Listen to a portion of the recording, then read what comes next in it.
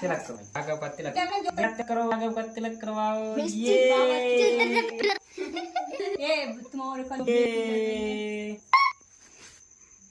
कर लो आप कर लो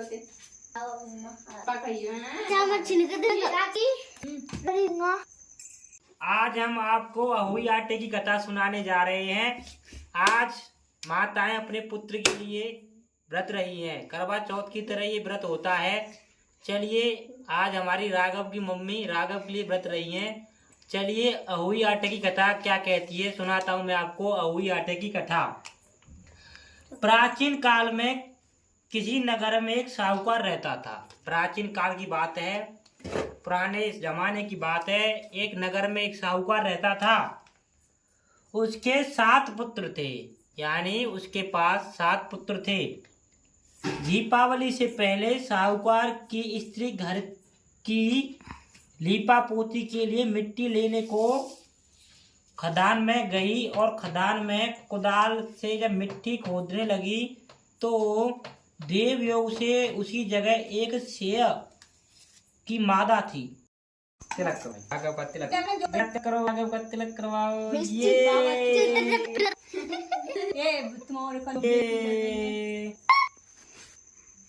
कर लो आप कर लो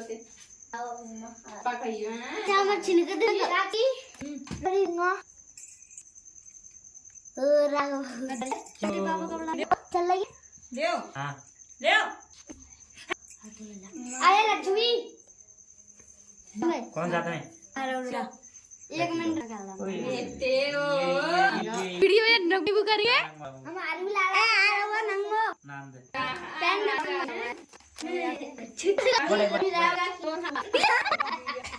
बेटा बड़ा है जी। ओहो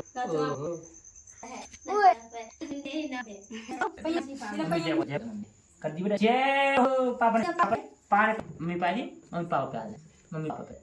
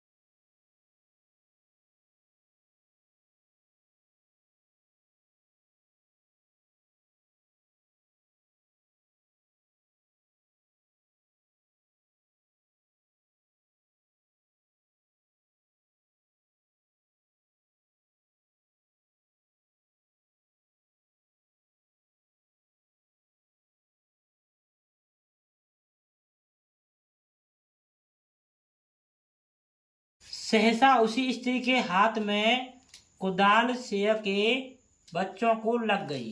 यानी सिंह के बच्चे निकले थे उसमें। जैसे ही वो मिट्टी खोद रही थी तो वो उनके बच्चों को लग जाती है, सिंह के बच्चों को, जिससे सिंह का बच्चा उसी क्षण मर गया और उस सिंह के बच्चे की तुरंत मृत्यु हो जाती है। इस घटना से उस स्त्री को बहुत दुख हुआ, परंतु अब क्या हो सकता है। जब उसके हाथों से शेर के बच्चों की मृत्यु हो जाती है वो बहुत ही दुखी होती है कि मेरे हाथों से शेर के बच्चों की मृत्यु हो गई। वह स्त्री पश्चाताप करते हुए अपने घर आ गई और अपने मन में दुखी होते हुए वो अपने घर आ जाती है। कुछ दिन के बाद उस स्त्री का एक पुत्र मर गया। अब ऐसा होता है उसके हाथों से शेर के बच्चों की मृत्यु होती है। कुछ दिन बाद उसके राजा के 7 पुत्र थे। 7 पुत्रों में से एक पुत्र मर गया। फिर दूसरा और तीसरा अर्थात 1 वर्ष में उसके 7 पुत्र मर गए। धीरे धीरे महीने 2 महीने के अंतर्गत 1 साल के अंतर्गत उसके 7 पुत्र मर जाते हैं। इस पर वह स्त्री रात दिन अत्यंत दुखी रहने लगी और उसके बच्चे 7 मर जाते हैं। तो आप समझ सकते हैं माता कितनी दुखी हो सकती है। वो भी बहुत दुखी रहने लगी। एक दिन अपने पड़ोस की स्त्री से रोककर कहा कि मैंने जानबूझकर कोई पाप नहीं किया। और वह रोककर अपने पड़ोसी स्त्री के पास जाती है और ये कहती है मैंने जो शेर के बच्चे मरे थे वो मैंने जानबूझकर नहीं किया था, मैं तो मिट्टी निकालने के लिए गई थी, वो मेरे हाथों अनजाने पाप हुआ है। हाँ, एक बार मैं मिट्टी खोदने को खदान में गई थी। बताती है मैंने कोई पाप नहीं किया है, पर एक बार मैं मिट्टी के खदान में मिट्टी खोदने के लिए गई थी। तो मिट्टी खोदने से सहसा मेरी कुदाल में एक सहे का बच्चा मर गया था। यानी जब मिट्टी खोदने के लिए गई थी तो वहां पर एक बच्चा उसका मर गया था। तभी से 1 वर्ष के भीतर मेरे 7 पुत्र मर गए। अपनी पड़ोसन को बताती है ये मेरे जाने अनजाने में एक पाप मुझसे हुआ था, उसके कारण जब से वो सहसा का बच्चा मरा था मेरे हाथों से, उसके बाद 1 साल के अंदर मेरे 7 बच्चे मर गए। यह सुनकर उन स्त्रियों ने धैर्य देते हुए कहा, ये बात सारी उन स्त्रियों ने पड़ोसियों ने सुनी और उस स्त्री को धैर्य देते हुए कहती हैं कि तुमने जो यह बात सबको सुनाकर पश्चाताप किया है, इससे मेरा आधा पाप तो नष्ट हो गया। अब वो कहती हैं कि तुमने ये बताकर जो हमें बता दिया है और तुम अपने अंदर पश्चाताप कर रही हो, इससे तुम्हारा आधा पाप नष्ट हो गया। सो अब तुम उसी अष्टमी को भगवती की शरण लेकर शेर और शेर के बच्चों को चित्र बनाकर उसकी पूजा किया करो।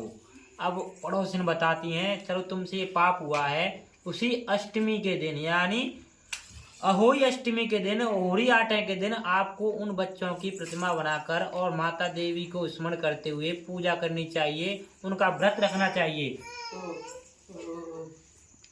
और क्षमा याचना करो। ईश्वर की कृपा से तुम्हारे समस्त पाप धुल जाएंगे और तुम्हें पहले की तरह से ही पुत्र की प्राप्ति हो जाएगी। और कहते हैं तुम ऐसी पूजा पाठ करोगी तो तुम्हारे पाप सभी धुल जाएंगे और आपके बच्चे आगे हो जाएंगे, आपको बच्चे प्राप्ति हो जाएगी। उनकी बात आकर उस स्त्री ने कार्तिक मास की कृष्ण पक्ष की अष्टमी को व्रत किया। अब उन्होंने आज होरी आटे हैं, उसी दिन कृष्ण पक्ष को होरी आटे उन्होंने व्रत किया तथा हर साल पुत्र प्राप्त हुए। अब फिर पुनः उनके करने से उनको अपने जितने 7 पुत्र खत्म हुए थे उन्हें तभी से इस व्रत की परंपरा चली आ रही है। आपको होरी आटे की कथा कैसी लगी? आप दादा के लिए रहती हैं और अपने पुत्र के लिए हैं, आप माँ के लिए एक लाइक और एक कमेंट तो कर ही सकते हो।